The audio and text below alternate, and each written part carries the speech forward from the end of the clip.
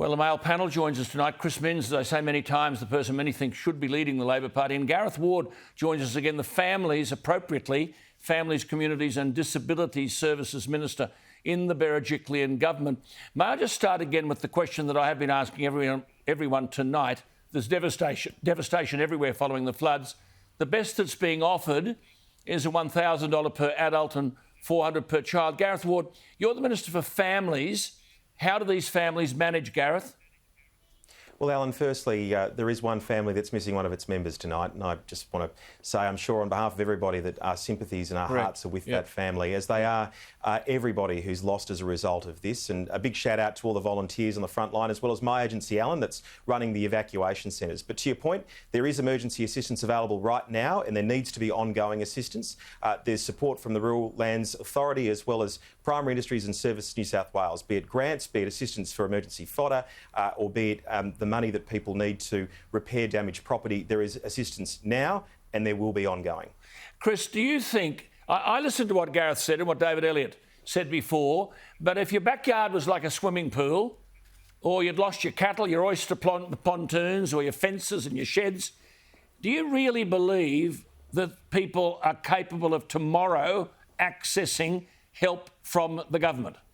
No, I don't think they are, and I sympathise or empathise with what they're going through. It's a horrible situation. These families have had their lives tipped upside down. $1,000 for every adult and $400 for kids is not going to go. It's not even going to touch the sides of what's required to rebuild your house, start up your business. And when you consider the government's put billions of dollars into the COVID response, well, what these families are going through is far, far worse than the general malaise that's affected the country over the last 12 months. So, look, we can't forget about these families, particularly when they're not on the front page of the newspapers in the coming weeks. Look, I'm not having a go at anyone here, Gareth, in government. I'm just asking, would you like to be milking cows in waist-deep water or having 70% of your fruit and vegetable crop destroyed, but the National Parliament seems to be only interested in who had sex with whom? Well, Alan, I represent a regional area and I know that our farmers are some of the hardiest, greatest Australians, and they do lots of things that I wouldn't want to do, Alan, nor could I do, but they're doing it particularly tough at this point in time. But coming from a regional community, they are truly quintessential great Australians, Gareth, they are doing it tough. Not a word at question time. Federal Parliament today, question time. People are absolutely suffering out there. Not a word about these people. Why do we elect people to represent us when they transparently don't? Well, I'm certainly representing those people, Alan, every day. I have for the last 10 years and I'll continue to do so as long as they give me the greatest privilege, standing up on regional infrastructure or issues concerning drought or fire or flood. That's what I do and that's what the Berejiklian government does every day. Well, Chris, let me just say this is a story today that a business case for 3 suburban NRL grounds is going to be presented to the New South Wales government in the middle of May for future funding that could come from the $800 million that hasn't been spent on the redevelopment of the ANZ Stadium. Now, I'm not against stadia, but we are facing a crisis across the whole of New South Wales. When will there be a business case presented to the government about the future of the fruit and vegetable farmer, the dairy farmer, the oyster farmer? These people are our lifeblood and they put food on our table. Yeah, I mean, absolutely. When you consider the challenges that the agriculture sector's got in relation to our trading partners, with much of their produce rotting on ports in China, the devastation is everywhere at the moment, whether it's COVID, whether it's floods, whether it's fires. People that work in the agriculture sector are doing it tougher today than potentially decades.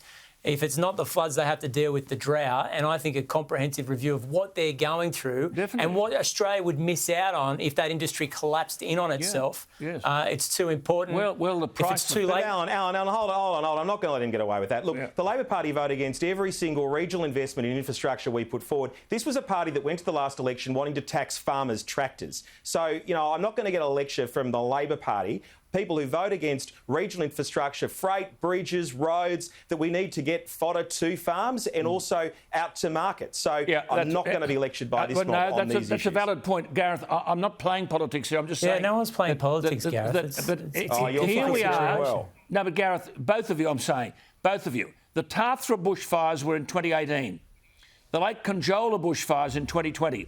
Since then, we've had coronavirus, which has absolutely stuffed businesses. We put the economy into a coma.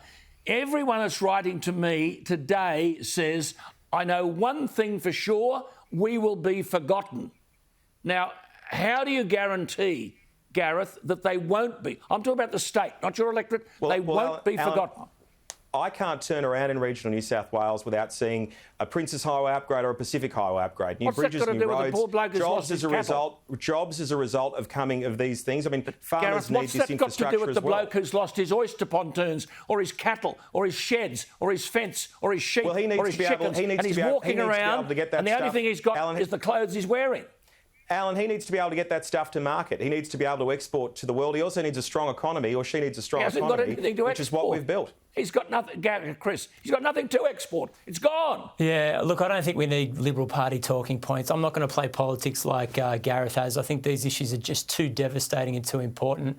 I throw a lot of political heat at Andrew Constance. You'll take more money from them, but you say you're not playing politics. You play politics for the bush every day of the week. You've never invested in it. You never support us. It's over the top, Alan. But I will say this. I often say a lot of negative things about Andrew Constance. I don't think he's going to let the people of Bega down. I do think he's going to fight on their behalf. And I think it's everybody's job to make sure these communities are not left behind when they're not on the front page of newspapers and they're not leading news bulletins. Yeah, I agree with that entirely. Gareth, well, no one's playing politics here, but I do think we've got to elevate the focus on this to be front and centre. In the federal parliament today, there was nothing about it. I think Gladys and everybody else, I think everyone's heart's in the right place here. But these people are demoralised and they've got to feel as though all the instruments of government are batting for them. I think that's the one conclusion we've got to take. It's been hard, Alan. I mean, I know it's hard. I know it's hard. A terrible 12 months, and that's why I go there every day to fight for regional areas. Flood again, bushfires, flood, coronavirus, and now this terrible stuff.